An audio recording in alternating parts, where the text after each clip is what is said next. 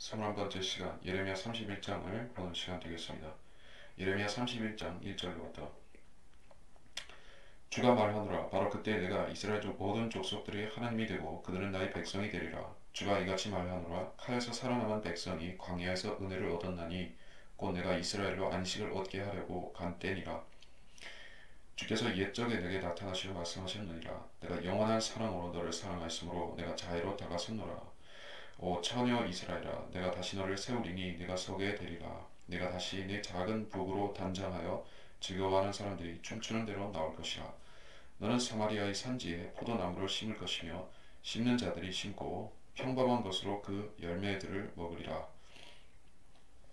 이는 에프라임 산 위에서 파수꾼들이 외치는 한 날이 있을 것이니 너희는 일어나라 우리가 시온의 주 우리 하나님께로 나아가자 하리라. 주가 이같이 말하노라 너희는 야곱을 위하여 기쁨으로 노래하고 민족들의 우두머리 가운데서 소리 지르며 너희는 공표하고 찬양하며 말하기를 오 주여 주의 백성 이스라엘의 남은 자를 구원하소서 하라. 31장의 주제는 이스라엘의 회복입니다. 예수 그리스도의 재림 때 이루어질 이스라엘의 회복인데 그것에 대해서 주제를 확인하고 살펴보겠습니다. 그래서 1절에서 이스라엘 모든 족속들, 모든 지파들이 하나님이 된다. 그들은 나의 백성이 된다. 라고 말씀하고 있는데 지금 현재 그렇지 않다라고 볼 수가 있겠죠. 이스라엘은 나라가 회복된 것은 1948년에 이미 되었습니다. 그래서 그들은 이제 이스라엘이라는 이름을 이제 다시 회복해서 그 땅에 나라를 세우고 잘 살고 있습니다. 그러나 하나님이 보시는 관점에서는 영적인 이스라엘은 아직 회복이 된 것이 아니다는 것이요. 영적인 이스라엘이 회복이 되려면 거쳐야 되는 과정이 있습니다. 그것은 바로 대환란인 것이요. 이스라엘의 회복은 두 단계를 거쳐야 된다는 것이요. 물리적인 회복. 먼저 그 땅으로 고토로 귀환하는 일이 있어야 되고 영적인 회복. 이것은 회개를 말하죠. 메시아를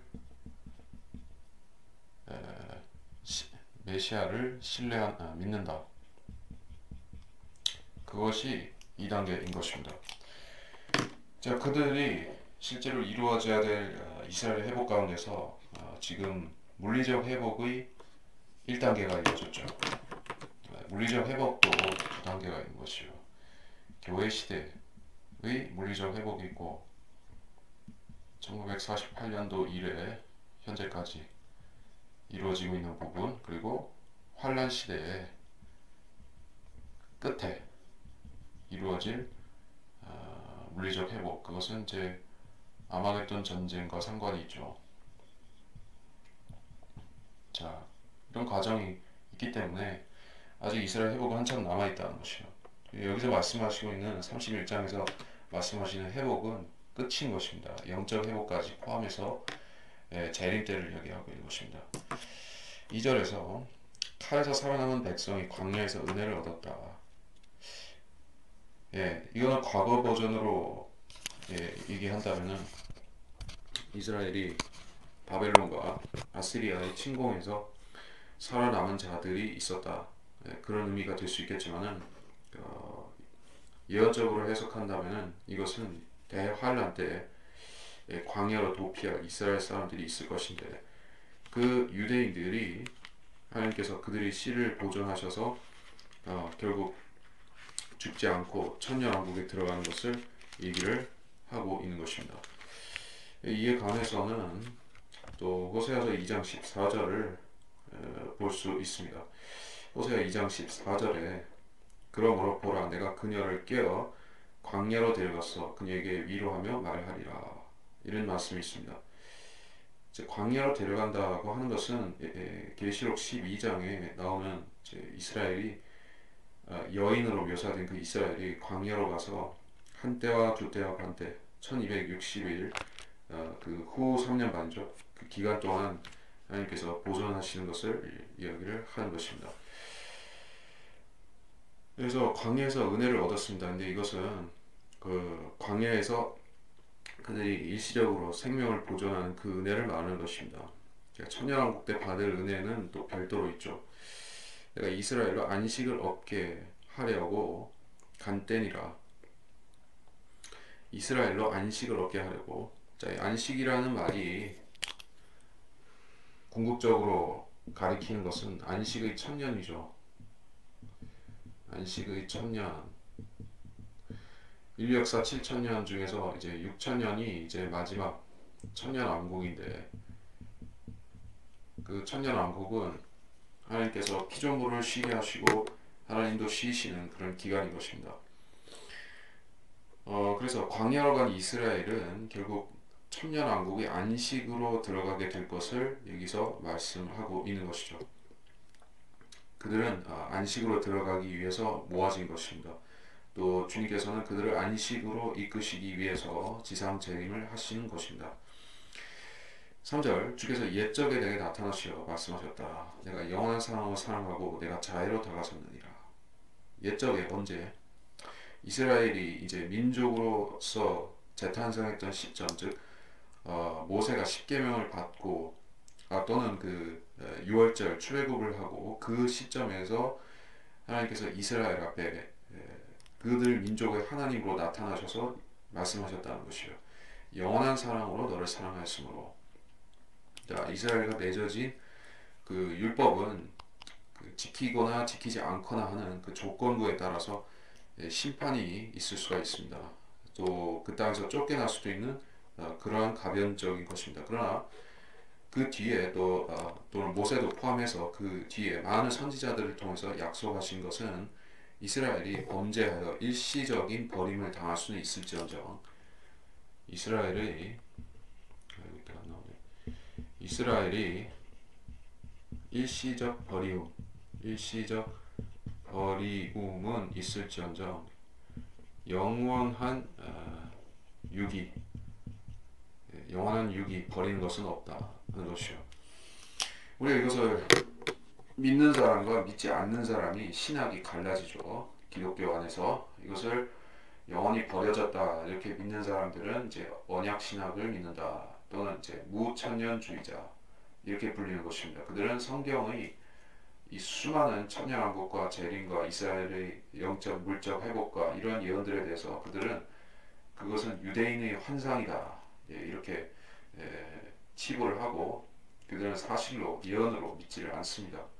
그들은 그것을 전체 다 이제 교회에 영적으로 적용하여서 자기들이 그 현실의 이 교회의 교리에다가 적용해서 사실상 무의미하게 만들어버리죠. 그래서 이스라엘은 유기되었고 교회가 모든 하나님의 선택에 있어서 교회만이 유일한 적통성이 있다 이렇게 가르치고 있는 것이요. 그것은 틀렸습니다. 그래서 하나님께서는 영원한 사랑으로 이스라엘을 품으셨다 이렇게 말씀하셨기 때문에 이스라엘 회복은 예언적으로 볼 때 확정입니다. 영원한 보장이죠. 말하자면 구약 버전의 영원한 보장, 구원의 보장이 이스라엘 민족에게는 있다는 것입니다. 이스라엘 민족에게 있다 하는 것이지 이 영원한 구원의 보장이라는 것이 이스라엘 민족의 개개인들에게 있다는 뜻은 절대로 아닌 것입니다. 이스라엘 민족에 속한 그 지파들에 속한 그 각 개인들은 구원의 보장이 없습니다. 극히 소수를 제외하거나 다윗 같은 사람을 정도를 제외하고는 보장이 없는 것이고 이를테면 이스라엘 약속의 백성인 이스라엘에 속한 자라 할지라도 사울 왕이나 또 그와 같은 악한 이스라엘 왕들은 전부 다 선택받지 못한 자들이죠. 개인적으로 죄를 짓고 하나님과 끊어진 사람들이 있죠. 그러므로 이 민족적인 보장은 영원하다는 것입니다. 이스라엘에 대해서 4절 5천여 이스라엘아 내가 너를 세우리니 내가 서게 되리라. 다시 너를 세우리니 이스라엘의 회복이 이제 마지막 때에 있는 다시 회복이 있다는 것입니다. 내 작은 국으로 단장한 즐거운 사람들이 춤추는 대로 나올 것이라. 이스라엘은 그래서 지금도 춤을 한국 사람들이 그렇게 춤과 노래를 좋아하는 그런 풍습이 있듯이 이스라엘도 그렇습니다. 그래서 이게 북은 작은 북은 이제 흥을 돋구는 지금 이 시대에 북을 친다 하는 것은 원래는 육신적인 악기이기 때문에 우리가 성경들을 믿는 교회에서는 북이라는 악기는 육신을 돋구는 육신의 흥을 돋구는 악기죠. 그래서 영적인 일에는 어울리지 않습니다. 육신을 만족시킴 또는 돋구는 그런 악기다. 그와 반면에 이제 영적인 악기는 뭐 플룻이라든지 뭐 피아노 정도 무난하고 특히 하프는 영적인 악기고 자 이런 악기들은 타 악기하고 다르다는 것이죠. 타 악기는 이제 주로 사탄 숭배라든지 어떤 부두교 의식, 무속, 무당들이 북치죠. 무속 그런 데서 많이 쓰이는데 이게 사탄이 지금 그런 것을 사용하고 있다는 것이죠. 그런데 천년왕국 때가 되면은 이제 사탄이 지옥이 아니지 그 끝없이 깊은 구렁에 떨어진 것이죠. 그래서 더 이상 사탄이 이제 음악을 가지고 이 음악의 창시자 유발이 그렇게 육신적인 음악을 퍼뜨려서 홍수 이전 사람들을 홀렸던 것 같이 사탄이 그렇게 하지를 못하는 것입니다. 그래서 이 북이라는 악기도 이제 천년왕국 때는 거리낌 없이 하나님을 찬양하는데 쓰일 수가 있는 것을 볼 수가 있죠. 5절 너는 사마리아의 산지에 포도나무를 심고 심는 자들이 먹고 그 열매를 먹으리라. 사마리아 산지에라고 했습니다. 사마리아는 이제 아시리아에 의해서 이제 그 이스라엘 주민들이 이주되고 거기에 이제 타민족들이 들어와서 살고 있는 것이죠. 사마리아는 그래서 주님 초림하셨을 당시에도 혼혈 유대인들이 살고 있었던 기피 지역이었었죠. 기피되는 땅이었습니다. 그러나 이제 천년왕국 때는 다시 그곳이 순수한 유대인의 땅으로 회복이 된 것을 볼 수가 있습니다. 그래서 거기에서도 유대인들이 똑같이 살고 똑같이 번영하는 것을 볼 수가 있습니다. 6절 이는 에프라임 산에서 파수꾼들이 외치는 날이 있다. 이 파수꾼들은 하나님의 말씀을 전파하고 그 이제 복된 소식이죠. 이스라엘의 왕이 이제 유대에 재림하셨다.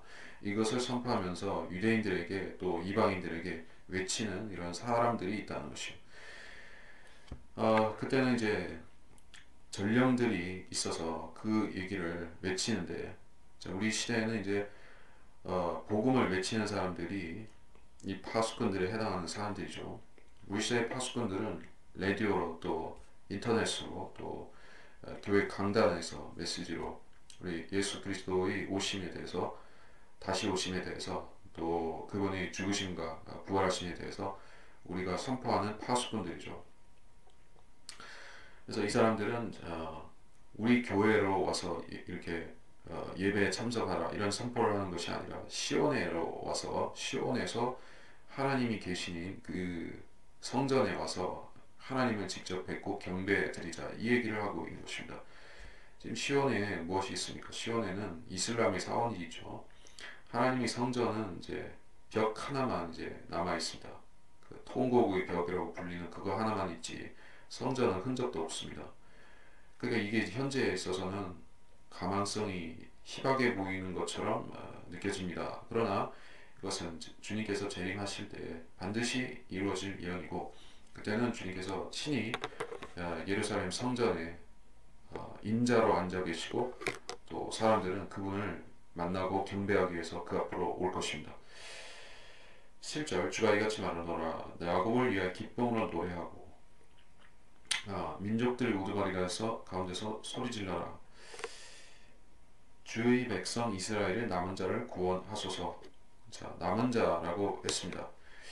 이스라엘의 남은 자가 구원을 받는다 하는 그 바울도 동일한 그 사상을 로마서에서 얘기를 했던 것이 여기에 우리가 찾아볼 수가 있는 것입니다. 어떻게 얘기하는 것인가? 로마서에 보겠습니다.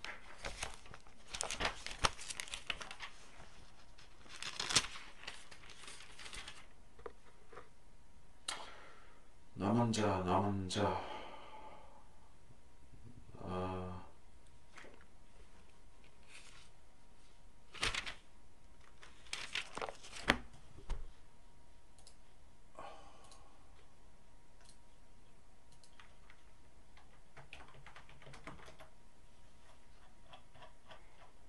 자, 그냥 찾아봐도 나올 겁니다.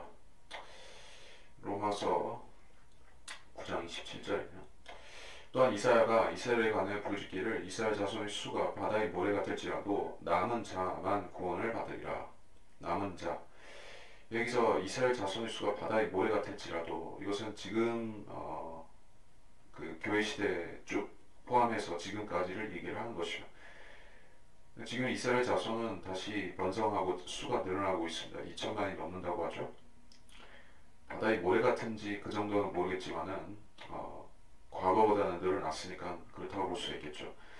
이렇게 늘어난 숫자가 회복된 이스라엘이라 할지라도 지금 이 상태 그대로 그들이 다 천년왕국에 복받아서 들어가는 것이 아니라 남은 자가 있을 것이다. 그 남은 자가 10분의 1일지 그 미만일지 그거는 우리가 잘 모릅니다. 하지만 심히 적을 것이라는 것이요. 왜냐하면 극심한 야곱의 고난의 때를 통과를 해야 되기 때문에 그 과정에서 수많은 유대인들이 죽임을 당하고 말 것입니다. 그래서 여기서는 대환란을 통과하고 살아남은 유대인들이 주님이 오심의 그 시점에 구원을 받는 것을 말하고 있습니다. 야곱을 위해서 기쁨으로 노래하라. 이제 야곱의 구원의 때가 왔기 때문에 노래하라는 것입니다. 이사야 35장 10절을 잘 보겠습니다. 주의 속량 받은 자들이 돌아오리니 그들은 머리 위에 노래와 영원한 기쁨을 가지고 시온으로 오리라. 그들이 기쁨과 즐거움을 얻으리니 슬픔과 탄식은 달아나리라. 자, 돌아온다. 이스라엘이 다시 잡혀갈 일이 있을 것이고 그 대환란 때 사로잡혀가는 일이 있고 나서 주님 재림과 함께 그들 남은 자들이 돌아올 것을 얘기를 하고 있습니다. 8절 그러나 내가 그들을 북쪽 지방에서 데려올 것이요 땅의 지경들로부터 모으리니 그들이 함께 소경과 절름발의 아이벤 여인과 아이로 상관 여인을 모을 것이요 큰 무리가 그곳으로 돌아오리라. 그들이 울며 올 것이요 내가 간구함으로 그들을 인도할 것이며 내가 그들로 물 있는 강가에서 바른 길로 걸어가게 하리니 그들이 넘어지지 아니하리라. 이는 내가 이스라엘에게 아버지이며 에프라임은 나의 첫 태생임이니라. 북쪽 지방에서 데려온다. 이스라엘에서 북쪽 지방은 시리아, 그 외에는 터키가 있죠. 그리고 그 외에는 이제 그 코카서스, 러시아 땅이 있죠. 그러니까 전부 다 이스라엘에 대해서 적대적이었던 지역들을 다 포함하고 있는 것이요.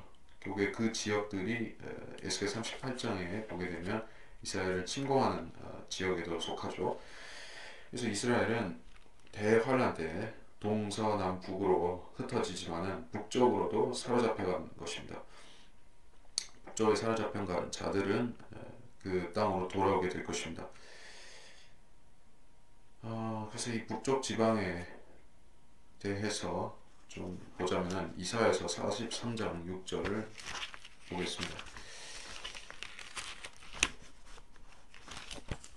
이사야 43장 6절 내가 북쪽을 향하여 포기하라 할 것이며 남쪽을 향하여 말하기를 감금하지 말라 하리라. 내 아들들을 먼 곳으로부터 내 딸들을 땅끝들로부터 데려오리라.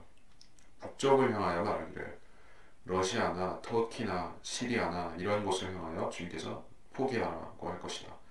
남쪽을 향하여 말하기를 아라비아나 에티오피아나 아프리카 여러 나라들이나 그런 지역을 향해서 감금하지 말라 이렇게 얘기할 것이다. 얘기요. 땅끝으로 얘기할 것이다.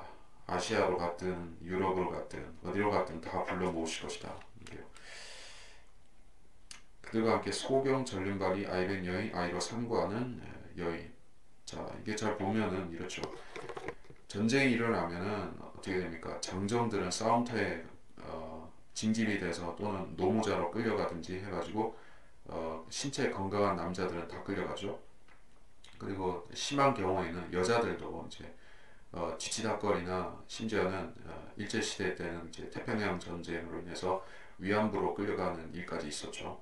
아무튼 어떤 전쟁이 일어나면 큰 전쟁이 일어나면 남자들이 씨가 마르게 되는 것이요 건강한 남자들이 씨가 마른다. 그러니까 잘 보니까 여기서 이스라엘이 고난이 얼마나 심각하고 그 상처가 얼마나 심했는지, 예, 정상적인 사람은 별로 남아있지 않고 소경, 전륜발이, 아이벤 여인, 예, 어떤 실제적인 이용 가치가 별로 없는 사람들, 이런 사람들만 노약자들만 남아 있습니다.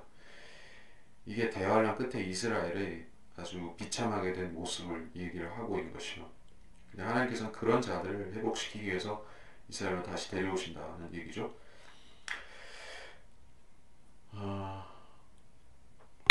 9절 그들이 울며 올 것이요 내가 간구함으로 그들을 인도할 것이며 그들로 물 있는 강가에서 걸어가게 한다.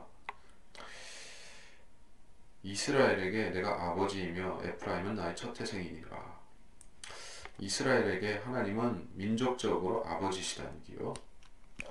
예수님은 하나님께 개인적으로 아들이시죠. 예수님은 하나님의 개인적으로 아들이시죠. 자, 이런 특권적인 부분을 주님께서 유대인들에게 주장하셨을 때 요한복음이죠. 요한복음에서 하나님을 자기 아버지라고 말씀하셨을 때 유대인들이 어떻게 반응을 했습니까? 그들은 격분하면서 주님을 신성 모독으로 죽일 듯이 덤볐던 것이요. 왜냐하면 유대인들은 어떤 개인이 어떤 사람이 자기 아버지라고 하나님을 그렇게 주장하는 경우에 있어서는 그것을 십계명을 무시하는 신성 모독으로 간주했었던 것입니다. 민족적으로 하나님을 아버지라고 부르는 것은 상관이 없습니다. 이미 성경에서 그런 많은 구절들이 있기 때문에 하나님께서 그 개념을 인정하셨기 때문에 유대인들은 우리 민족의 아버지로서 하나님을 인정했었던 것이요. 그러나 어떤 개인이 중생하지 않은 상태에서 신약시대의 거듭남이 없는 상태에서 그 자연인이 자기 마귀 자식이죠. 전부 본질적으로 육신이고 거듭나지 못했고 그런 사람이 하나님을 아버지라고 부를 수 있느냐 하는 것이요. 그것은 안 된다. 그래서 그건 자연스럽게 그렇게 받아들인 개념인데 다만 예수님이 진짜 하나님께서 육신으로 오신 분이라는 즉 독생자라는 사실을 그들이 몰랐기 때문에 신성모독으로 간주했었던 것뿐입니다. 10절 온 너희 민족들아 주의 말을 듣고 먼 섬들에서 그것을 선포하여 말하라. 이스라엘을 흩으셨던 이가 그를 모으시고 지키시니 마치 목자가 양 되게 하는 것 같이 하시리라. 이는 주께서 야곱을 구속하셨고 그보다 강한 자의 손에서 그를 속량하셨습니다. 그러므로 그들이 와서 시온의 높은 곳에서 노래하며 주의 선하심으로 함께 흘러가리니 위가 포도주와 기름과 어린 양떼와 어린 소떼를 위한 것이라. 그러면 그들이 혼은 물된 정원 같으니 그들이 더 이상 슬퍼하지 아니하리라. 10절에서 먼 섬들에서 그것을 선포하여 말하라. 뭐예요? 이제 주님이 재림하시면 먼 섬들, 먼 나라들, 먼 섬들에서 무엇을 선포하느냐? 이스라엘을 이제 다시 모으신다. 이스라엘을 빠짐없이 모으신다. 이스라엘 유대인들을 다시 본토로 데려와라. 이방인들에게 그런 메시지가 선포된다는 얘기요. 목자가 양떼에게 하는 것 같이 하신다 라고 했습니다. 이스라엘은 양떼요 주님은 목자다 하는 것이죠. 예레미야 23장 3절에 보겠습니다.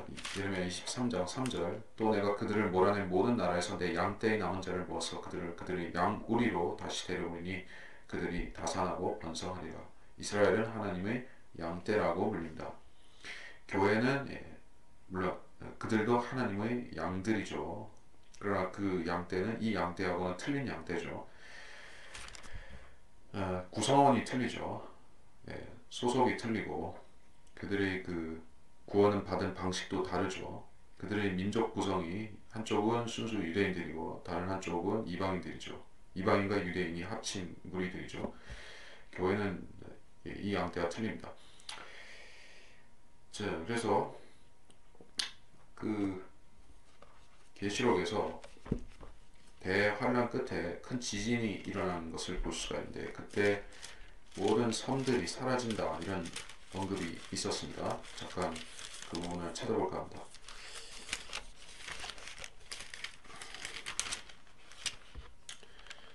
요한계시록 16장 20절 그러자 모든 섬이 사라지고 산들도 보이지 아니하더라.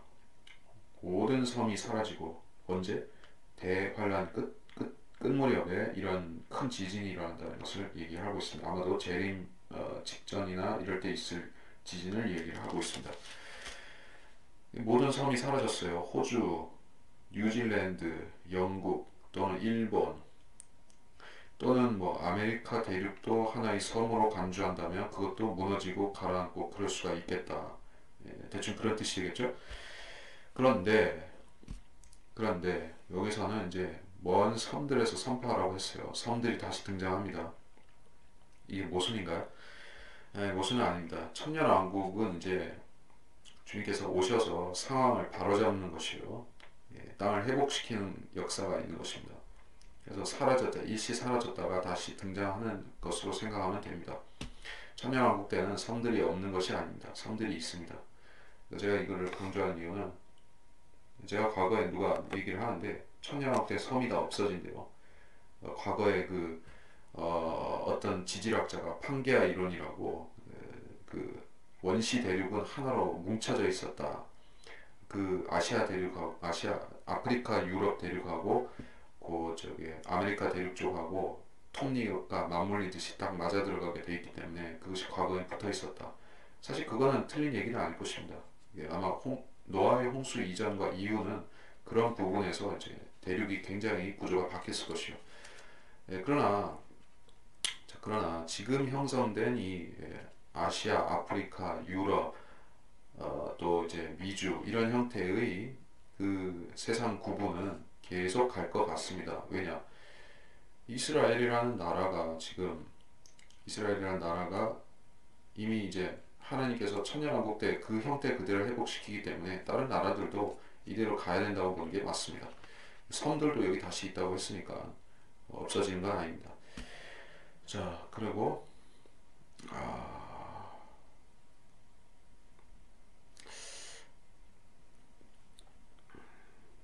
11절에서 이는 주께서 야곱을 구속하셨고 그보다 강한 자의 손에서 그를 속량하셨다. 그보다 강한 자는 에서, 야곱을 박해했던 사람이 에서죠. 에서는 로마를 상징한다라고 제가 다른 어떤 강의에서 얘기를 한 적이 있습니다. 그것은 불다라는 뜻이요.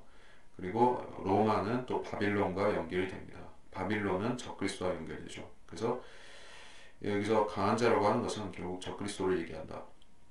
적그리스도의 손을 하기 위해서 그를 건져내신 것을 말한다. 12절 그러므로 그들이 와서 시온이 높은 곳에서 노래한다. 노래하며 시온의 높은 곳, 예루살렘을 높이셔서 모든 산 위에 높이시는 그 높은 곳, 주님의 성전이 있는 높은 곳, 그것을 얘기하죠. 주님의 선하심으로 흘러간대요. 함께 흘러가니 사람들의 그 물결이, 사람들이 물결같이 구름같이 엄청나게 많은 수요의 사람들이 흘러가듯이, 인파가 흘러가듯이 이런 것을 묘사를 하고 있어요. 자, 그래서 선하심으로 함께 흘러가니 이것은 말라기서 4장 1절을 전하고 있습니다. 말라기 4장 1절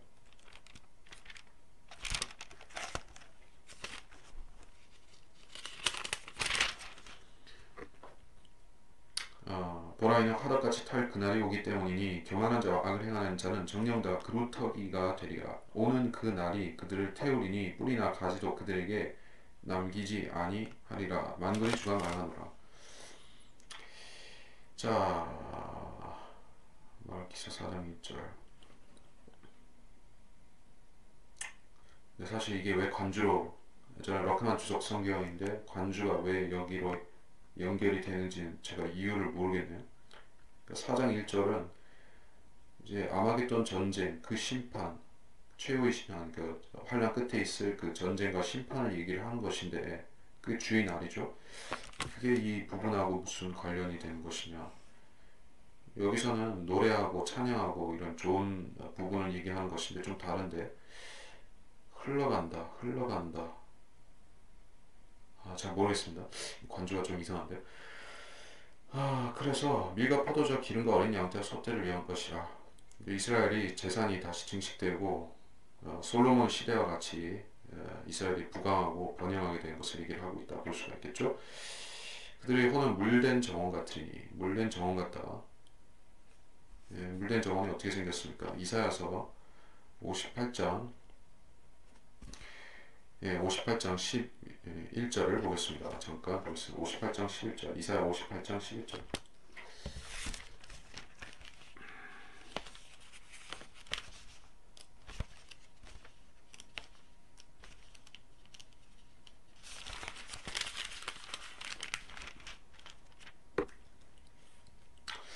또 주는 너를 계속 인도하여 가뭄에서도 내 혼을 만족해 하며 내 뼈를 살찌게 하리니 그러면 너는 물된 동산 같을 것이며 물이 끊기지 않는 샘물 같으리라.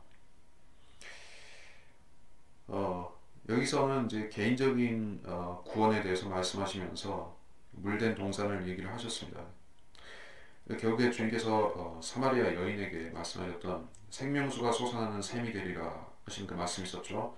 주님 자신이 그런 샘이 되겠다라고 하셨습니다.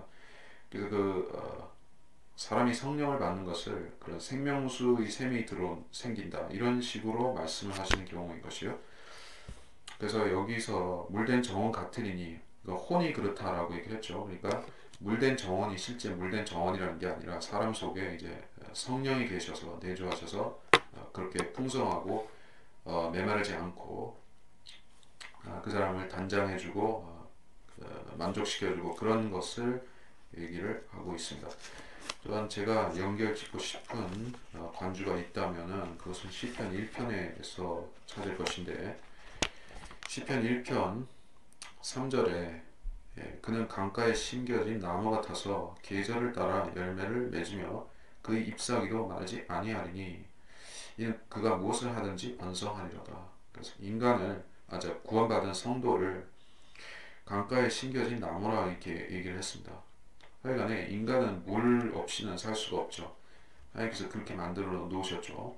이 지구상에 물이 있고 이 우주 공간에는 물이 없는데 그래서 이제 셋째 하늘과 둘째 하늘 사이에만 물이 있죠. 그래서 인간이 살 수 있는 곳은 하나님께서 은혜를 주신 이제 지구와 그 지구에 포함된 곳 그런 지구 지표면과 그 공간에만 인간들이 살 수가 있는 것이요. 그리고 그것은 이제 하나님께서 천년왕국을 수립하실 때 인간들에게 은혜를 주실 것을 우리가 내다볼 수가 있는 것이요. 이 우주 공간은 하나님께서 흑암으로 덮어놓으셨죠. 그리고 거기에 타락한 천사들이 또 악령들이 있지만은 우리 인간들은 하나님께서 복 주셔서 여전히 범죄하였음에도 이 땅에서 살고 있는 것입니다. 그들이 더 이상 슬퍼하지 않으리라. 대환란 때는 지속적으로 슬퍼하는 때이지만은 대환란이 지나가면 기쁨이 오게 됩니다. 그래서 이사야 35장 10절을 한번 보겠습니다. 이사야 35장 10절 주의 성령 받은 자들이 돌아오리니 그들이 머리 위에 노래와 영원한 기쁨을 가지고 시온으로 오리라. 그들이 기쁨과 즐거움을 얻으리니 슬픔과 탄식은 달아나리라.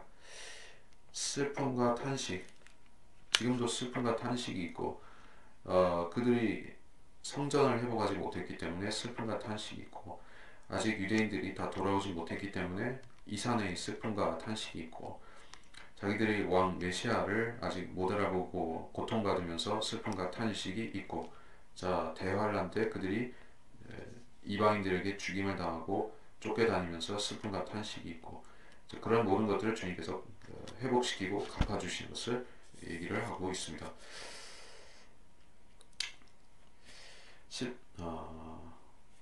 그래서 그 청년과 노인은 이렇게 얘기를 하고 있는 걸 보면 이게 민족 집단이라는 것을 우리가 알 수가 있죠.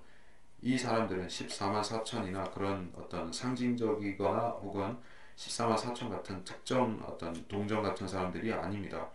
전부 다 실제 유대인들이고 실제 그 지파들이고 백성들이라는 얘기예요. 그리고 교회가 아닙니다. 교회는 이런 식으로 얘기를 안 해야겠죠. 청년과 노인이 있습니까? 우리가 교회가 예수 그리스도의 형상으로 몸이 변화될 적에 휴가되고 나중에 가서 우리가 청년이 어디 있고 처녀가 어디 있어요? 노인은 또 어디 있습니까? 다 예수 그리스도를 닮은 천사 같은 부활의 몸이 되기 때문에 다 청년이죠. 그러니까 우리하고 이 사람들하고 소속이 틀리다는 것을 놓칠 수가 없죠. 그러니까 그 무천년주의라든지 개신교의 잘못된 해석을 하는 사람들이 이런 구절을 제정신을 가지고 어떻게 읽을 수가 있겠냐는 것이요. 그러니까 다 상징으로 할 수밖에 없습니다. 제정신으로 읽자면 자기들의 신학이 다 엉터리가 되어버리기 때문에 다 그들의 신학을 던져버려야 되는 것이요. 그러니까 그렇게 할 수 없으니까 이런 구절을 아예 상징으로 치부하고 덮어버린다. 얘기하는 것입니다. 14절 또 내가 비호감으로 제사장들이 혼을 흡족하게 할 것이며 비옥함으로 흡족하게 한다. 제사장들은 원래 이제 자기들이 땅을 갈아서 먹고 소산을 먹고 사는 사람들이 아니라 이제 지파들에 의해서 부양받는 사람들이죠. 그들 하나님을 섬기는 것이 그들의 업입니다. 그래서 그 땅이 기근이나 어떤 전쟁이나 전염병으로 타격을 받으면 제사장들도 같이 고통을 겪게 되어 있는 것이요. 그들은 자기들이 그 어떤 종사하는 기업이 하나님 섬기는 밖에 없기 때문에 농사를 안 짓기 때문에 목축도 안 하기 때문에 그래서 그 백성이 천년 동안 화평을 누리고 번성하면 제사장들도 마찬가지겠죠.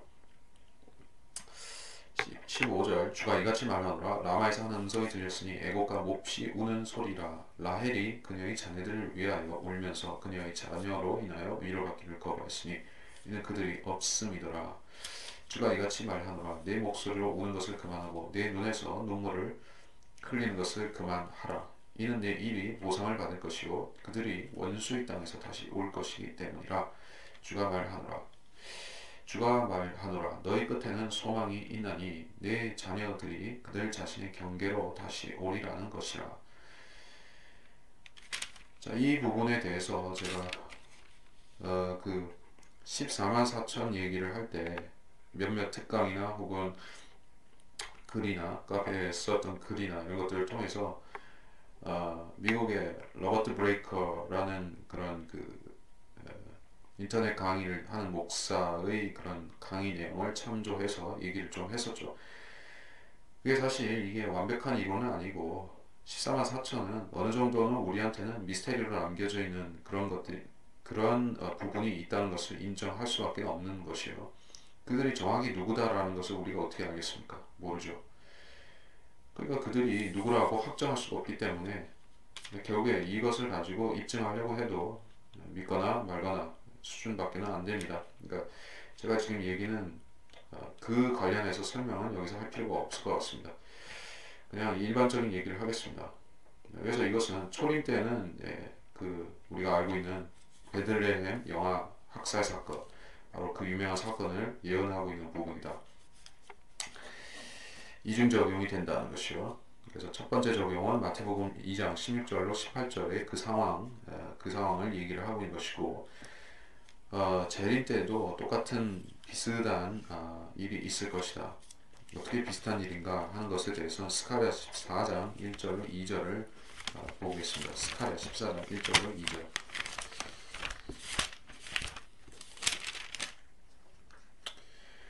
보라 주의 날이 오나니 내 약탈물이 내 가운데서 나뉘리라. 내가 모든 민족들을 모아 예루살렘을 대적하여 싸우게 하리라. 성읍은 함락되고 집들은 강탈당하며 여자들이 욕을 당하고 성읍의 절반이 사로잡혀갈 것이나 백성의 나머지는 성읍에서 끊어지지 아니하리라. 그래서 울며 자녀들을 빼앗기고 그 강탈당하고 이런 사건에 대해서 말씀하셨는데 일단 적용은 그래요. 14장 2절 같아요. 스가랴 14장 2절 같은 경우는 이게 아마겟돈 전쟁에 대한 묘사입니다. 근데 이스라엘이 한 번 이런 고통을 당한 게 아니라 대환란 중간쯤에도 비슷한 일이 있을 것이요. 적그리스도가 예루살렘으로 오기 때문에 그래서 거기에 멸망이 가증한 것을 세울 것이기 때문에 그때도 고통을 받고 주님이 재림하시기 직전에도 또 아마겟돈 전쟁 때 이방 군대가 와서 또 고통을 주고 그 얘기를 여기서 하고 있는 것이다 이렇게 볼 수가 있겠죠. 그래서 그녀의 자녀로 인하여 위로받기를 거부하였다. 너무 많은 사람이 죽었기 때문에 위로받을 수도 없는 것이다. 이게요. 16절 주가 이같이 말하노라. 네 목소리 우는 것을 그만하고 눈물을 그치라. 내 일이 보상을 받을 것이요. 보상을 받는다. 이렇게 했습니다. 그러니까 이스라엘은 자기들이 이 땅에서 보상을 받을 것을 약속받고 예수님 메시아의 재림을 기다리고 있는데 그들이 받게 될 보상은 바로 아브라함에게 약속하신 그 전 영토, 그 나일강에서 아라라트에서 페르시아만 이 땅을 차지하는 그 약속, 그 약속에 대한 소망을 얘기하고 있는 것입니다. 보상입니다.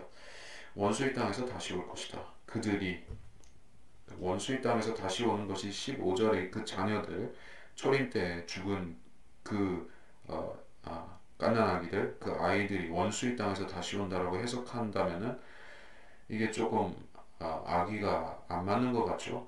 그 아이들이 죽어서 어디 원수의 땅 어디로 갔다는 얘기죠? 그들이 이방으로 흩어져서 묻혔나요? 그래서 이거는 조금 해석이 어려운 부분입니다. 그건 아닐 수도 있어요. 예, 로버트 브레이커라는 그 사람은 그걸 그렇게 연결을 짓던데 사실은 그건 좀 허술한 얘기고요. 그게 그렇게 될 수가 있냐 하는데 그건 아닌 것 같고 이건 재림 때 얘기로 보는 것이 더 타당하겠죠. 원수의 땅에서 다시 온다고 하기 때문에 이스라엘이 흩어질 것이고 그 흩어진 땅에서 그들이 죽임당하고 고통당하는 그 상황에서 주님이 회복시키면 다시 돌아온다 이렇게 보는 게 맞겠죠. 유대인들이 대환한테 흩어지는 걸 얘기한다. 17절 너희 끝에는 소망이 있나니 네 자녀들이 그들 자신의 경계로 다시 오리라. 네 자녀들 이스라엘의 남은 자들 또는 구약 성도가 부활한 그 자녀들 이 사람들이 어디로 온다고요? 그들 자신의 경계 이스라엘이 원래 지파들이 받았던 땅 자기들의 유업 자기들 지파의 땅으로 다시 올 것이다. 그 얘기요. 그래서 이스라엘 지파가 차지할 땅이 결국에는 이제 그 체계를 하나님께서 그대로 유지하고 이스라엘 지파들을 자기 땅에 보내서 그 경계대로 살게 하실 것이다. 네, 그래서 이스라엘의 12지파가 소실되었다라고 앞으로 영원히 회복될 수가 없다 이렇게 주장하는 사람들이 있지만 영원히 회복을 못되고 그래서 계시록 7장과 14장에 등장하는 14장 맞지? 14장에 등장하는 그 12지파들이 실질적인 이스라엘이 아니다라고까지 얘기를 한다면 그 사람들은 하나님의 약속을 안 믿는 것이요. 이스라엘의 자손들이 그 자녀들이 그들 자신의 경계로 각 지파별로 자기들 땅으로 돌아올 것이라는 얘기예요. 언제? 천년왕국이 시작할 때. 이거는 하나님이 예언하셨으므로 그대로 이루어질 것입니다. 자, 욥기 42장 13절 그 부분에서도 욥이 자기의 죽은 아들들과 딸들을 돌려받는 대목에서도 우리가 유사한 것을 볼 수가 있습니다. 유대인들이 환란 때 죽임당한 그 사람들도 부활할 것이요. 그러니까 구원받은 유대인들은 다 부활할 것입니다. 구약 유대인이든 교회 시대는 빼야죠. 교회 시대는 유대인이나 이방인이나 할 것 없이 다 교회에 소속이기 때문에 그거 빼고 이제 대환란 때 구원받은 유대인들 그런 사람들은 이제 다 자기들 땅으로 갈 것이다 이게요. 18절 나는 에프라임이 이렇게 스스로 탄식함을 분명히 들었나니 주께서 나를 징책하셨으니 멍에에 익숙하지 못한 송아지 같은 내가 징책을 받았나이다. 주께서 나를 돌이켜 주소서 그리하면 내가 돌아가겠나이다. 이는 주께서 주 나의 하나님이심이니이다. 내가 돌이킴을 받은 후에 분명히 나는 회개하였고 내가 기원을 받은 후에 내가 내 넓적 다리를 쳤나이다. 내가 내 젊은 시절에 책망하시기에 부끄럽고 정녕 수치스러웠나이다 하였느니라. 에프라임이 나의 사랑하는 아들이냐 그가 기뻐하는 자식이냐 내가 그를 책망하여 말한 이후로 아직도 그를 열렬히 기억하고 있도다. 그러므로 나의 창자가 그로 인하여 괴로우니 내가 그에게 반드시 자비를 베풀리라. 주가 말하노라. 너는 길표지를 세우고 높은 무더기를 쌓으라. 대로를 즉 내가 갔던 그 길을 향하여 내 마음을 두라. 오 처녀 이스라엘아 너희 성읍들로 다시 돌이키라. 에프라임이 북이스라엘을 주도하는 핵심 지파 집단이었었고 그들은 배교에 있어서도 앞장선 무리였었습니다. 그래서 이스라엘의 배교는 에프라임의 배교라고도 표현을 하는 것이요.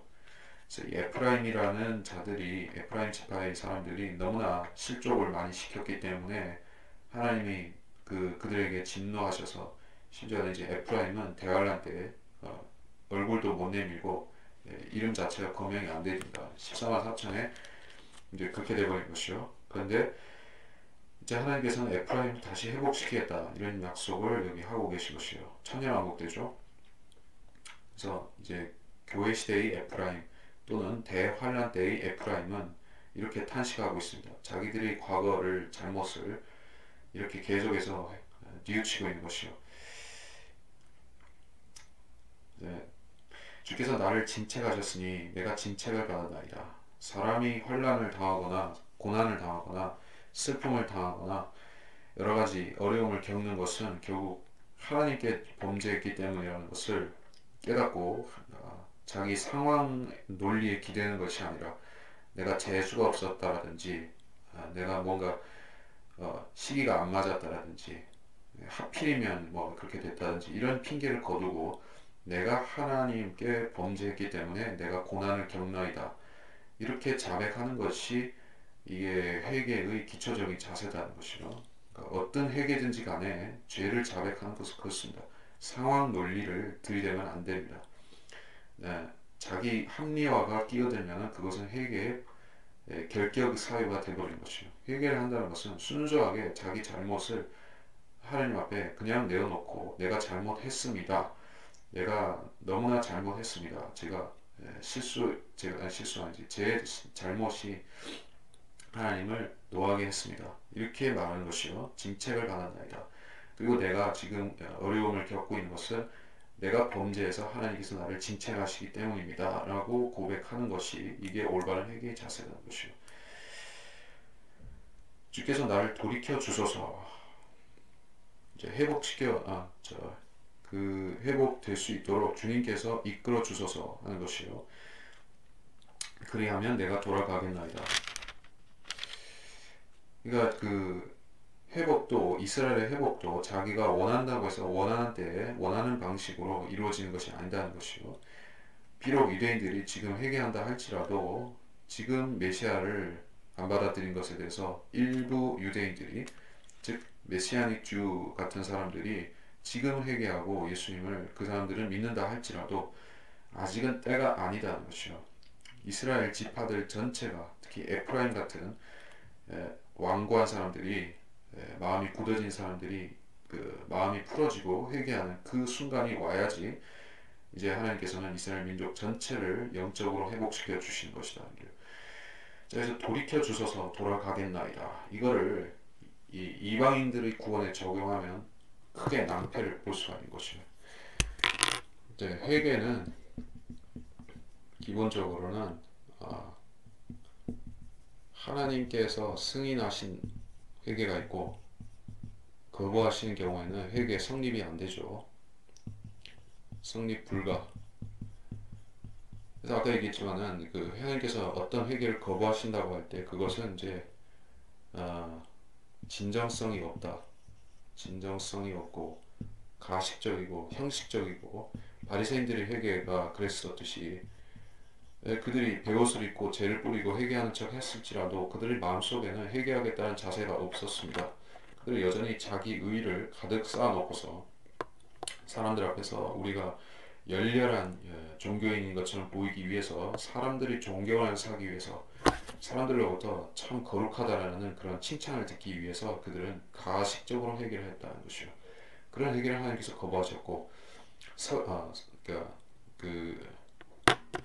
세리와 창녀들과 또 그 낮은 죄인들, 범죄자들 이런 죄인들의 회개에 대해서 하나님께서 승인하셨습니다.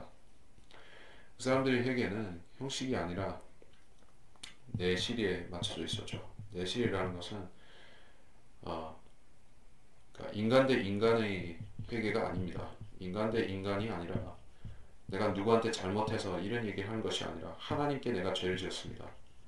하나님께 대한 회개인 것이요.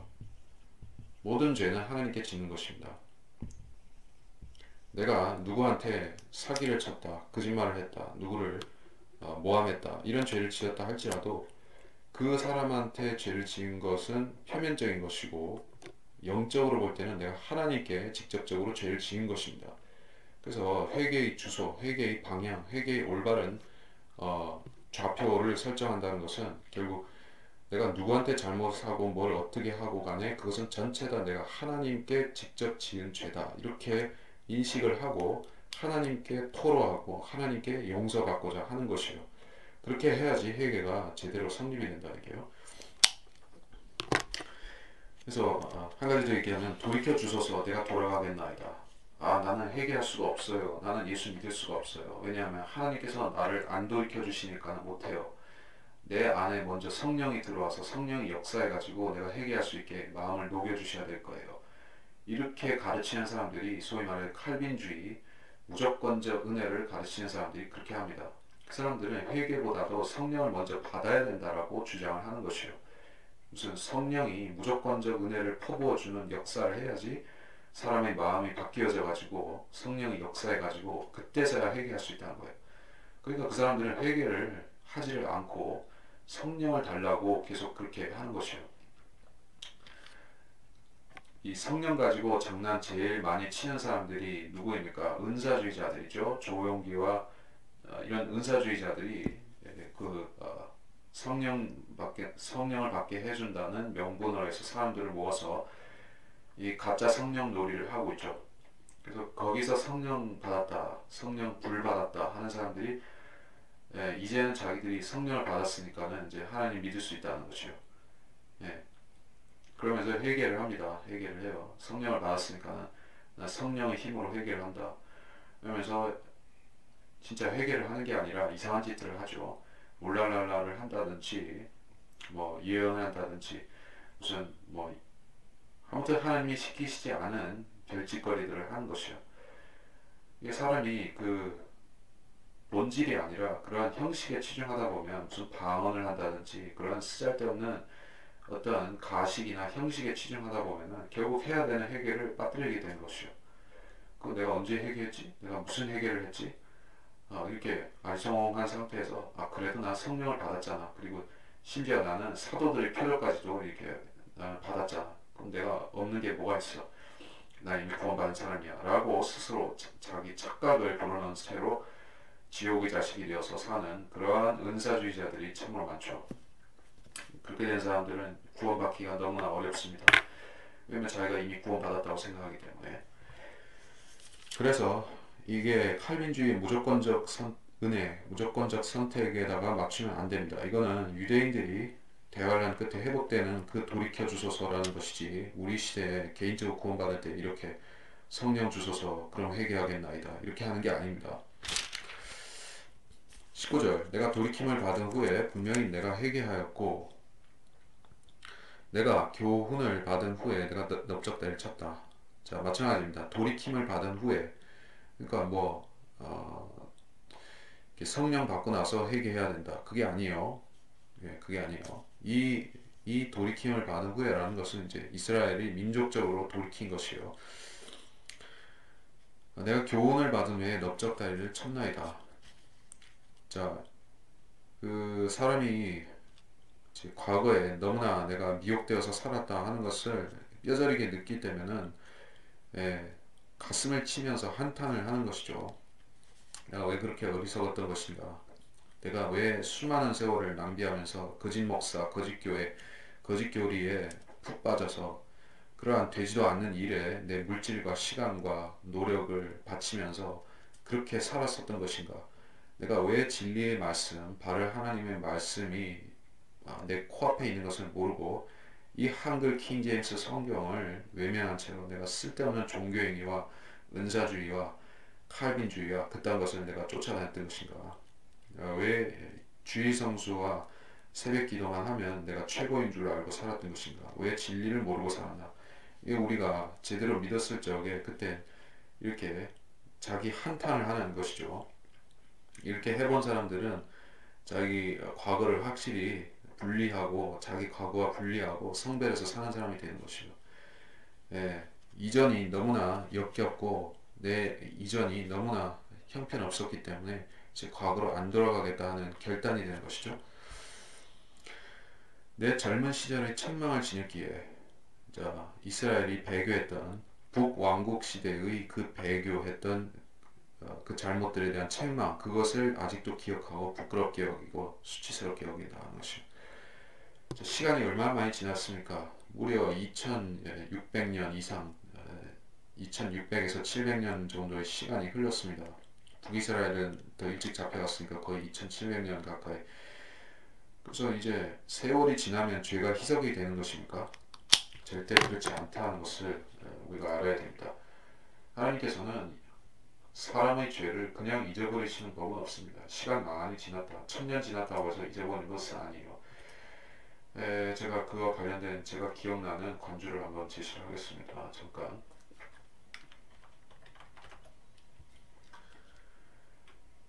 예레미야 17장 1절. 유다의 죄는 철필과 금강석 끝으로 기록되었고 그들의 마음판과 너희의 제단들이 뿔들에 새겨졌으며, 금강석 끝으로 금강석을 갈아서 만든 펜촉을 가지고 어디에 기록을 했다는 것이요.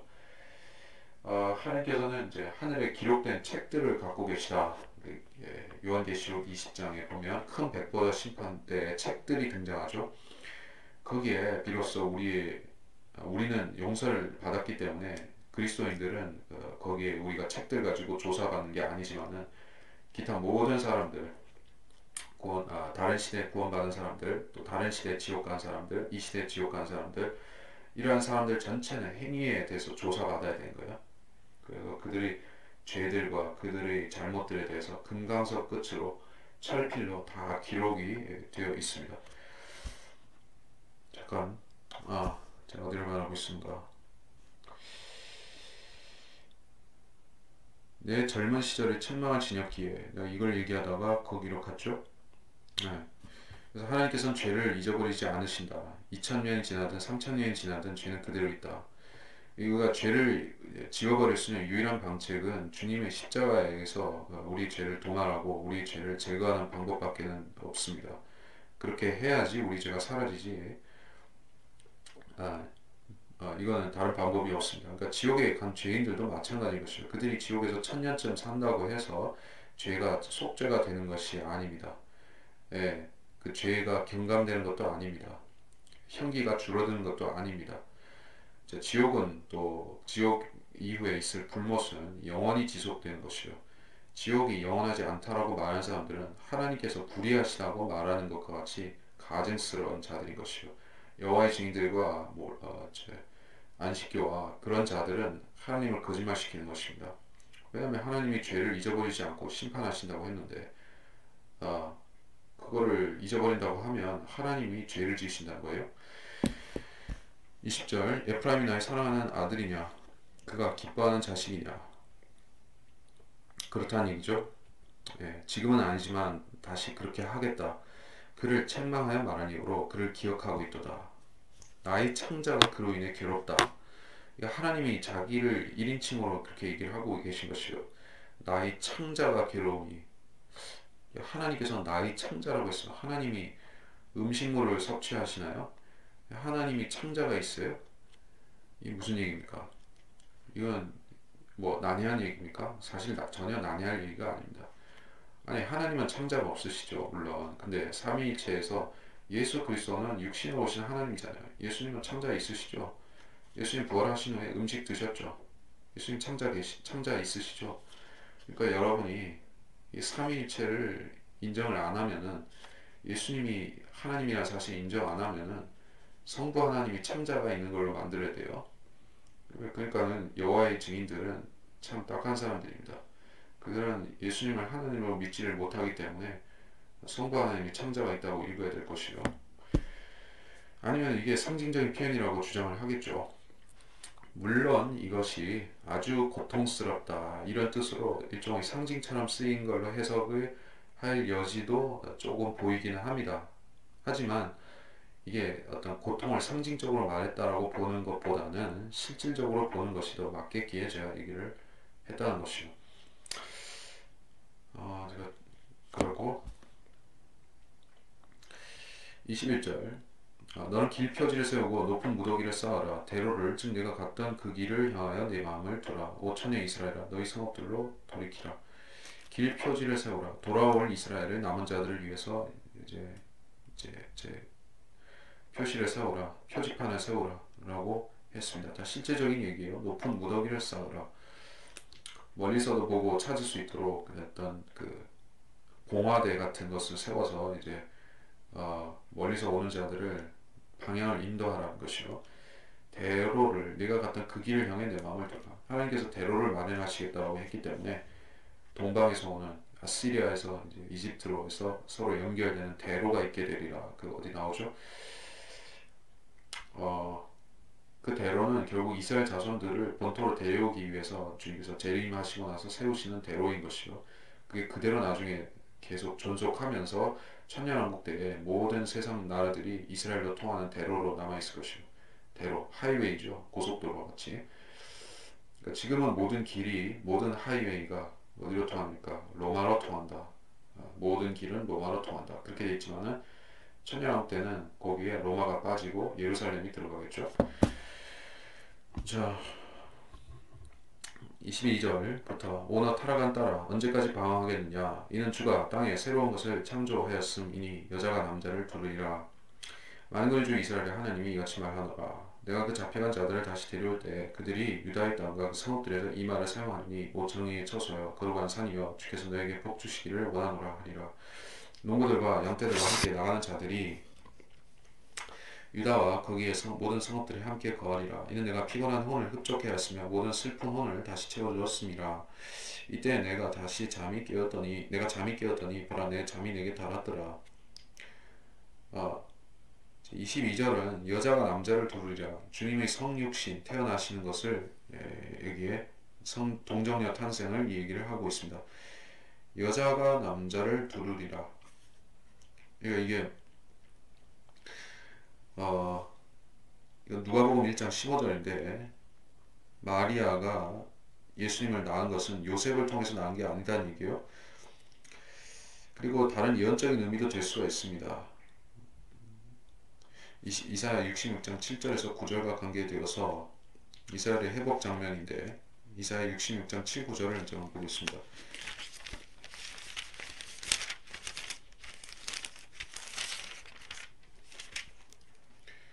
그녀가 진통하기 전에 나왔으며 그녀에게 고통이 있기 전에 그녀가 산에 아이를 낳았으니 누가 그러한 일을 들었으리요 누가 그러한 일들을 보았으리요. 땅이 하루에 생겨날 수 있으며 한 민족이 순식간에 태어나겠느냐. 그러나 시온은 진통하자마자 그 자녀들을 낳았도다. 이렇게 얘기했습니다. 이 자녀를 낳았다라고 하는 것은 산의 아이를 낳았다라고 하는 것은 이스라엘의 구원이죠. 영적인 의미로서 얘기를 한 것입니다. 그래서 이게 영적으로 이스라엘이 물적으로 영적으로 구원을 받는 환란 끝에 있을 그것을 여자가 남자를 두르리라 라고 묘사를 한 것이냐. 이스라엘이 이제 구원받은 자녀들을 출산한다. 천년왕국의 세대를 낳는다 하는 의미로서 해석을 한 것이요. 그리고 초림에 적용하자면 마리아가 예수 그리스도를 성령에서 씨를 받아서 탄생했다 하는 그 동정녀 탄생에 적용할 수가 있다는 것이요. 왜냐 이것이 왜 동정녀 탄생이라고 기본적으로 해석하느냐. 주가 땅에 새로운 것을 창조하였음이니라는 게 이전에도 없었고 이후에도 없을 그래서 전무후무한 사건이 바로 동정녀 예수님의 동정녀 탄생이 그렇다는 게요. 그러니까 이렇게 보는 것입니다. 23절 만군의 주 이스라엘 하나님이 말하노라. 잡혀간 자들 데려올 때 잡혀간 자들을 데려온 것은 재림 때죠. 그들이 유다의 땅과 성읍들에서 이 말을 사용하려니 정의의 처소여 거룩한 산이여 주께서 너에게 복 주시기를 원한다. 정의의 처소 예수님이 이렇게 공의의 왕이시죠. 의와 화평의 왕이시죠. 그래서 정의의 처소인 것입니다. 올바른 왕이 계시기 때문에 거룩한 산이여. 자, 가장 거룩하신 분이 예수님이 거하시는 산이 이제 시온이기 때문에 이제 예루살렘은 거룩한 산이여라고 불릴 수가 있고요. 사람들이 이제 성산, 거룩한 산 하면 전부 다 하늘의 시온산, 하늘나라, 하나님 보좌, 그것만 생각을 합니다. 하나님의 보좌에는 하나님이 계시지만 하나님의 오른편에는 누가 계십니까? 예수님이 계시죠. 예수님은 자기 보좌를 아직 못 받으셨습니다. 그리고 자기 보좌를 취하기 위해서 이 땅에 오셔야 되는 거예요. 그러면 이 땅에 예수님이 거룩한 보좌가 세워지고 거룩한 산 위에서 주님은 거룩한 하나님의 아들로서 숭앙 받으신 것이요. 천년왕국 때 주께서 너에게 복 주시기 원한다. 24절 농부들과 양떼들과 함께 나가는 자들이 유다와 거기 모든 성읍들에 거할 것이다. 농부들, 양떼들과 함께 나간 자들. 이스라엘은 농사도 짓고 목축도 하고 그렇게 하면서 천년왕국 때에 그동안 누리지 못한 모든 물질적인 복들을 누리게 될 것입니다. 상업적인 바벨론은 파멸될 것이지만 상업적인 큰 바벨론은 파멸될 것이지만 이스라엘은 천년왕국에서 땅의 소산으로 해서 배부르게 될 것이다. 이 말씀이죠. 25절 이는 내가 피곤함을 흡족해 하고 모든 슬픔을 다시 채워줬습니다. 콘이다 이게 했을 때는 육신을 가진 이 땅의 자연인 그 사람들을 얘기하는 것이요. 천년왕국 때는 육신을 가진 사람들이 있습니다. 피곤한 혼이 있습니다. 슬픈 혼도 있습니다. 그들은 이제 돌보심을 받아야지 이 땅에서 평화를 누리고 사는 것이요. 백성들이죠. 우리는 백성이 아니라 왕들로서 그들을 천년왕국에서 왕 같은 제사장으로 통치하는 입장이죠. 우리가 아닙니다. 피곤한 혼은 여기서 우리를 얘기하는 것이 아니다. 26절 이때 내가 잠이 깨었더니 내가 잠이 내게 닿았더라. 이 모든 것이 꿈의 환상 중에서 보았던 것을 얘기를 한 것입니다. 네, 좀 더 해도 되겠네. 이게 끝까지 갈라나 모르겠는데 일단 보겠습니다. 27절 주가 말하노라 보라 그 날들이 원하니 내가 사람의 씨와 짐승의 씨로 이스라엘 집과 유다 집에 뿌리리라. 내가 그들을 지켜보아 뽑아내고 부숴버리며 넘어뜨리고 멸하며 고생시켰던 것 같이 내가 그들을 지켜보아 세우고 심으리라. 주가 말하노라. 그 날들에 그들은 아비들이 신포도를 먹어 그 자녀들이 이가 시큰거린다고 다시 말하지 아니하리라. 그러나 각자가 자기 죄악을 내 죽으리니 신포도를 먹은 자마다 그 이가 시큰거리리라. 27절은 사람의 씨와 짐승의 씨로 이스라엘 집과 유다 집에 뿌리리라 이렇게 했어요. 씨는 뭡니까? 사람의 씨는 뭐야? 남자 여자 결혼해서 이게 자손을 낳아야 사람의 씨죠. 짐승의 씨도 마찬가지죠. 이게 천년왕국은 천사들만 이렇게 사는 세상이 아니란 얘기예요. 사람이 있어요 여기에. 유다 집에 이스라엘 집에 뿌린다고 하지 않았습니까? 이스라엘 집과 유다 집에 뿌리리라. 언제 뿌린다는 것이요? 천년왕국 때죠. 28절 내가 그들을 지켜보아 뽑아내고 부숴버리고 뭐라고 고생시켰던 것 같이 세우고 심으리라. 이것도 천년왕국 때 그렇게 한다. 재림 때에 이루어질 예언이지 지금이나 과거에 이루어졌던 적이 없는 예언입니다. 29절 그 날들에 아비들이 신포도를 먹어서 자녀들이 이가 시큰거린다. 이런 얘기를 하지 않을 것이다. 이거는 아버지가 죄를 지으면 자식이 아버지 죄를 물려받는다. 가계의 저주 이런 이단종파의 주장 같은 것도 우리가 보죠. 그렇게 하는 사람들은 은사주의자들입니다. 가계의 저주 하면서 이게 무슨 가족 내력으로 귀신이 붙는다는 식으로 귀신단지 같은 소리를 하는 사람들 있죠. 그 사람들이 그런 미신을 가지는 이유가 여기에 나오는 것이요. 유대인들도 그렇게 믿었습니다. 아비들이 신포도를 먹으면 자녀들이 이가 시큰거린다. 예수님의 제자들도 소경을 봤을 적에 이 사람의 죄니까 그 사람의 부모가 죄가 있습니까? 이렇게 물었던 것도 볼 수가 있죠. 이것은 전혀 근거 없는 얘기가 아닙니다. 주님께서 조상들이 죄를 3, 4대까지 자손들에게 갚아준다라고도 했기 때문에 그 일정 부분 사실이긴 하지만은 그것은 역시 민족적인 단위로서 얘기를 하는 것이요. 민족적으로 이스라엘은 범죄했습니다. 예수님을 거부했어요. 그 개개인 유대인들 가운데서는 예수님을 따른 유대인들, 제자 유대인들도 있었습니다. 예수님이 죽으심을 안타까워한 유대인들도 있었을 것이요. 그러나 민족 전체로 놓고 보면 그들 전체가 그 메시아를 거부한 결과가 된 것입니다. 그래서 민족적인 심판을 결국 받았던 것입니다. 개인이 아닙니다.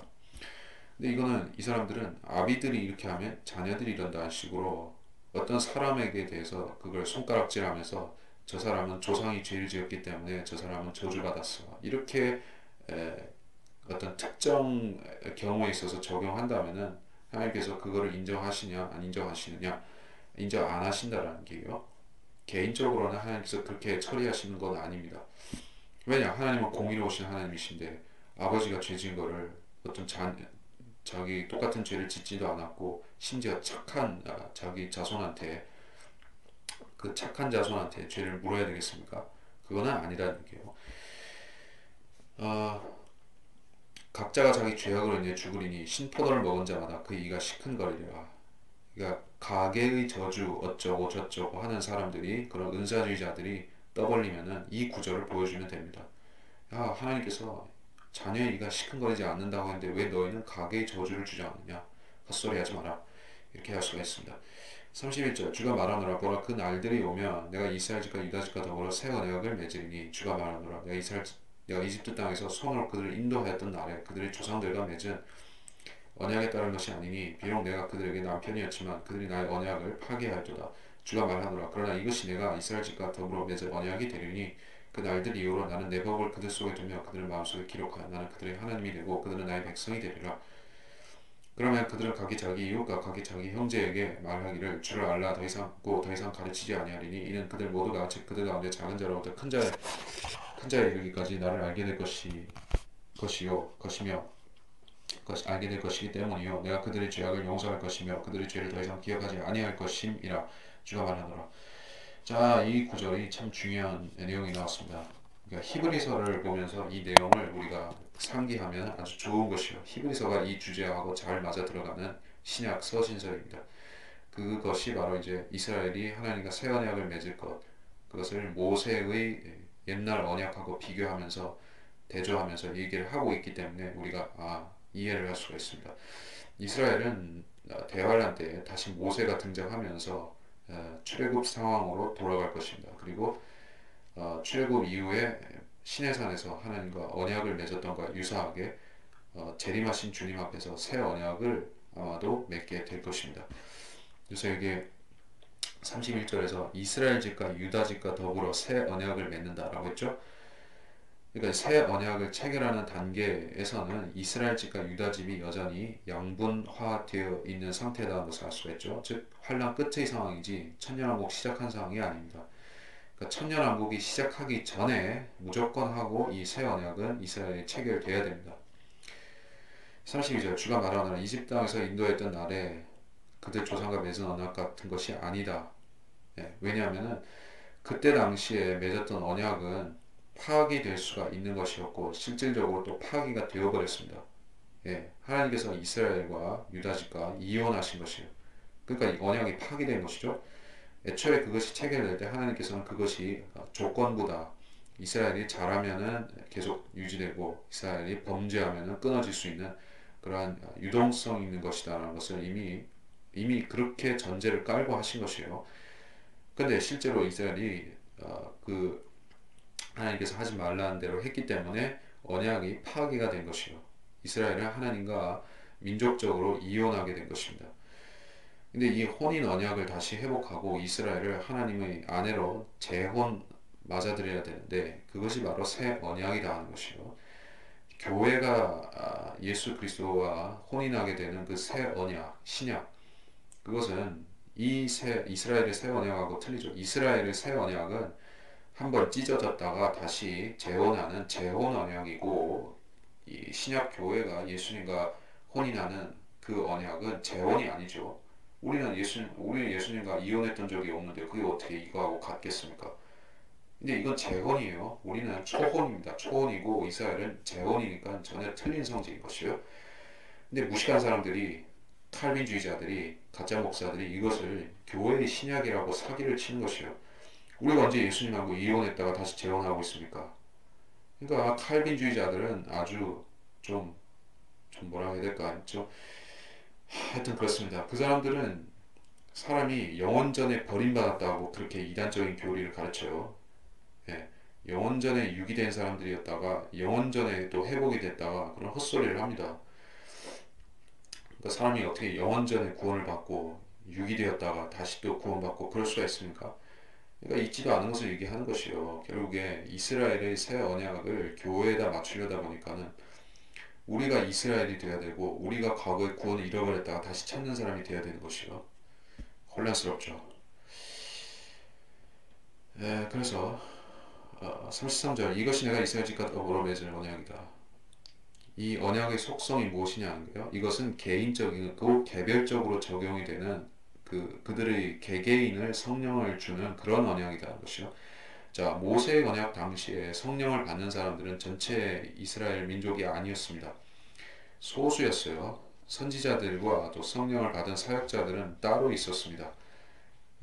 비록 모세가 자기 민족 전체가 성령을 받았으면 좋겠다라고 발언을 한 적이 있기는 하지만은 실제로 하나님께서 그렇게 하시지는 않았습니다. 예, 그때는 그럴 수가 없었어요.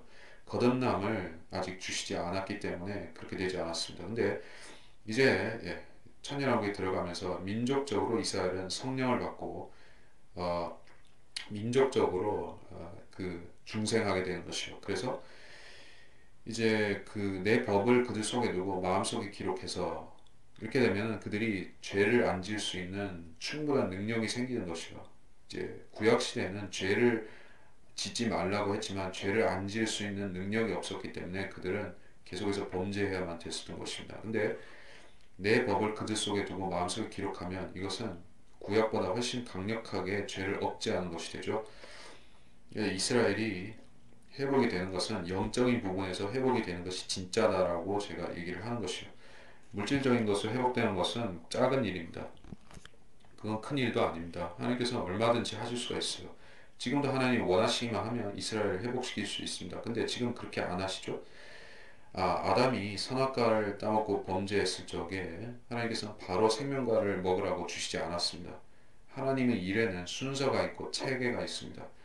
성급히 서둘렀다가는 사람이 망가지고 일이 망가지는 것이고, 근데 하나님은 질서의 하나님이시고 혼란의 창시자가 아니시기 때문에 순서에 맞춰서 회복시키시고 순서에 맞춰서 진행시키십니다. 자, 34절. 그러면 그들은 각기 자기 이웃과 자기 형제에게 말하기를 주를 알라고 하지 않을 것이다. 큰 자에서 작은 자까지 다 알 것이다. 안다. 하나님을 안다. 하나님을 어떻게 알아요? 하나님을 개인적으로 알아요? 어떻게 알 수 있습니까? 성경을 알면 하나님을 아는 것이요.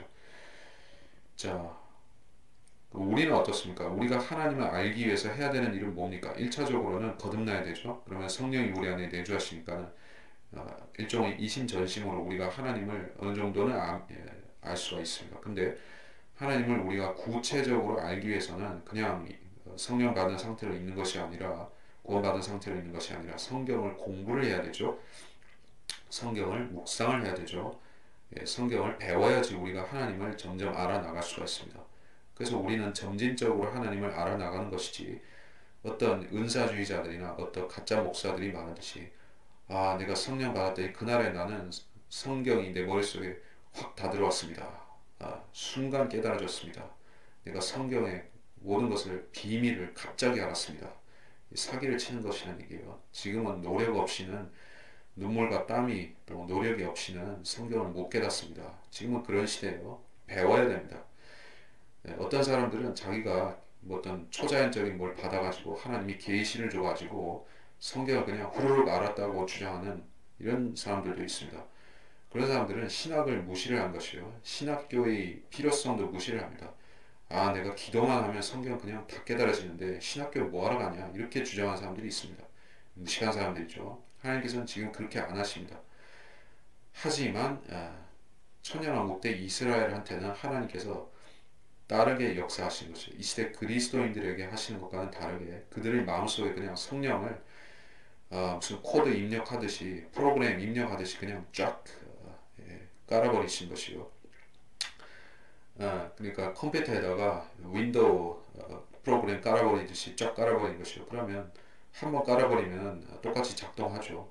물론 로봇이라는 얘기는 아니지만 어쨌든 그들의 마음속에 그냥 성경이 다 들어가기 때문에 모를 수가 없는 것이요.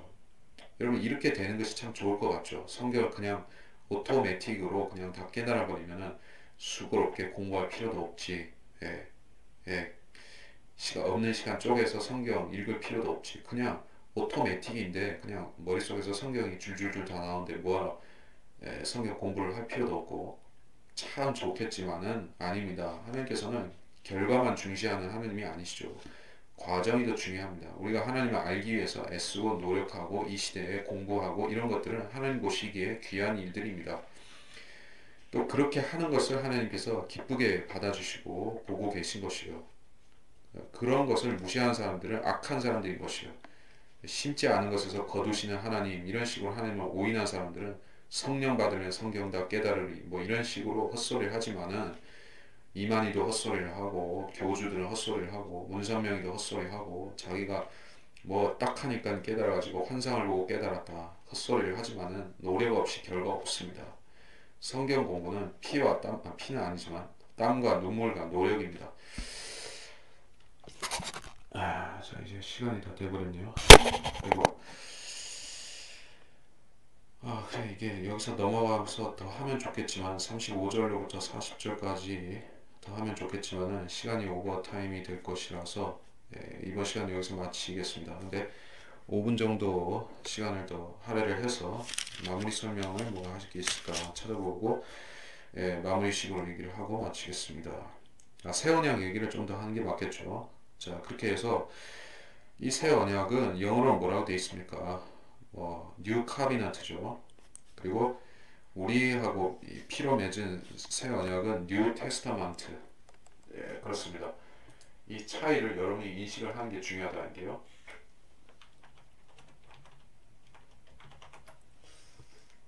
자, 뉴 테스타먼트에 대해서는 마태복음 26장 28절을 한번 보면 이는 이것이 죄들을 사하심으로 인하여 많은 사람을 위해 흘리는 나의 새 언약의 피이기 때문이라. 여기서 이것이 For this is my blood of the New Testament 이렇게 얘기를 하고 있습니다. New Testament, New Covenant 다르다는 얘기요.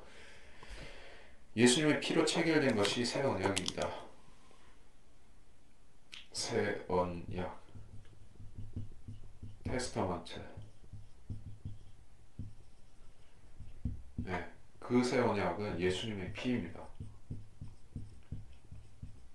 짐승을 잡아서 드린 피가 아니라 예수님의 피예요.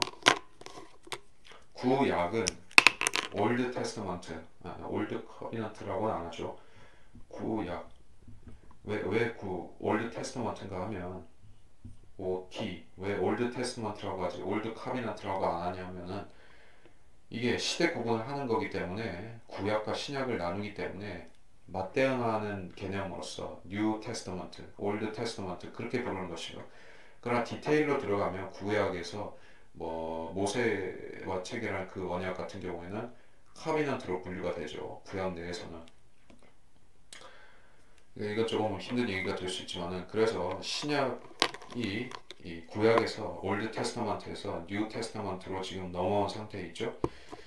그러면 이제 남은 새 언약, 또 다른 새 언약이 오게 될 텐데 이스라엘 버전의 새 언약이 오게 될 텐데 뉴 카비넌트가 오게 될 텐데 이거는 대체 뭐냐는 얘기예요. 이거는 짐승의 피로 맺는다는 얘기인가요?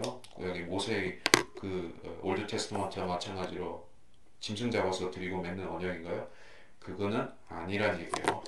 자, 히브리서를 그래서 공부하라고 제가 반복해서 말씀을 드린 것이에요.